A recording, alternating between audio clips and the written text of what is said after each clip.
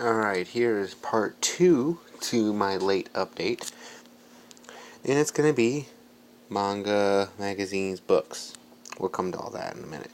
This is, if you don't already know, the first, if you want to call it expanded volume, I don't know what you want to call it, but it has volumes 1 through 3 in here. Yeah. Not bad. For something that is normally 18 bucks, got it for 6. Could not beat that price.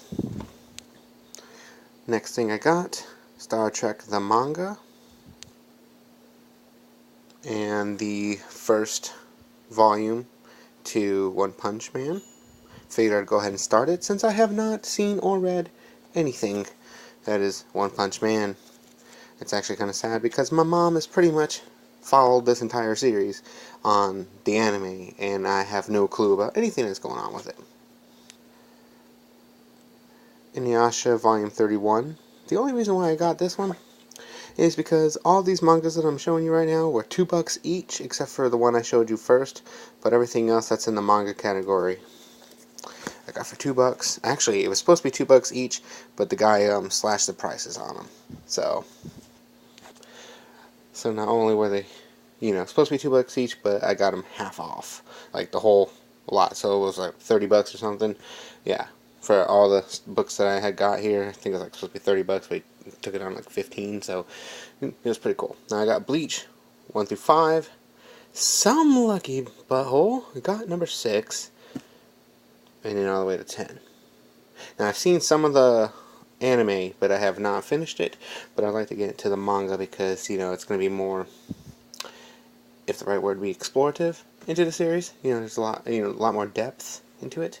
Oh, and the reason why I got Inuyasha, backtracking here, is because I have some of them, but since it was only $2, technically,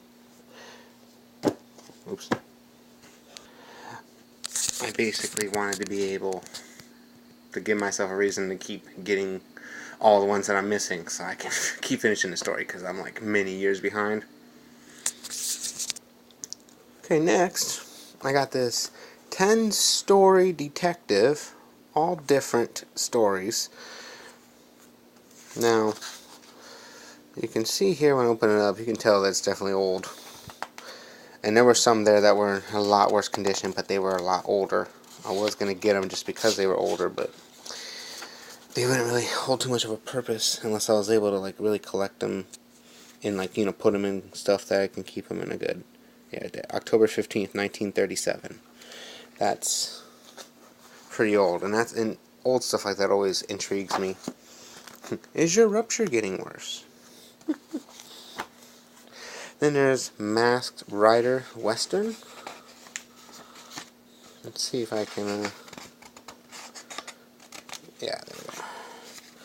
This one's not as old. Right there. Copyright 1952. Yeah, alright. Yeah, 1952. No question about it. Lee is your best value in work clothes. Then I got this Classics Illustrated White Fang. Got Whitman's Baby Snoots, number 9 from 1972. CBS Presents Action Zone, number 1.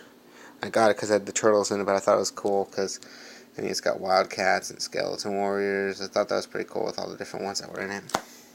I like those little crossover type things like that. Lady Death, half-issue Wizard.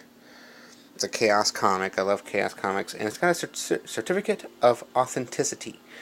Believe me, I've tried saying that several times. I don't know why it's a tongue twister. Then I got this Star Trek. And I'm trying to see if it has a number on it. But it might be like one of a kind for it. Well, it says PR25. There's the back. And let me show you the record.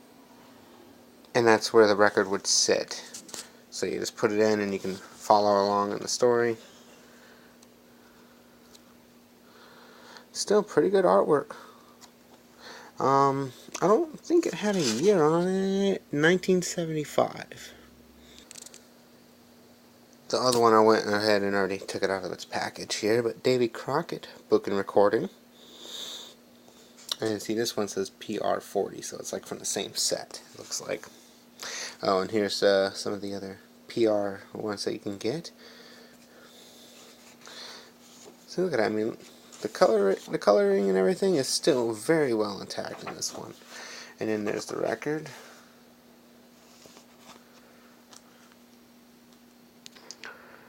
Alright, on to books. Skywalking, The Life and Films of George Lucas, the creator of Star Wars, by Dale Pollock.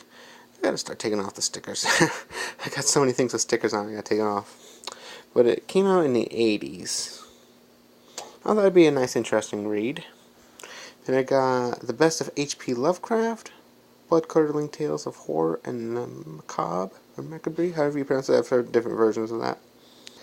Now this introduction by Robert Bloch, I think that's how you pronounce his name, very well written. I mean, the whole history of H.P. Lovecraft, and basically his legacy as well. Like, it's the most interesting 10 pages I've ever read about somebody, pretty much. The next one here, yeah, I hate that they do that with the covers there, but it's what it is, what it is. Got it for 50 cents. It's called Bloods, An Oral History of the Vietnam War by Black Veterans by Wallace Terry. And On Point, A Rifleman Year in the Boonies, 67 to 68, Roger Hayes. Forward by Eric Bergerud. Sorry about slaughtering your name there. I actually read the first little part into it, and it's actually really good. I didn't check out the photographs, but, well, it says there's, oh, there's the photograph. The photographs in this ones are like the black and white photos. Alright, and that concludes part 2 of the late update. And I probably should have said this in the first video, but sorry about the lighting and how bad my eyes look. I'm very tired. I have not slept since yesterday, and I barely had any sleep yesterday. My fault on that one. But, up to the next update.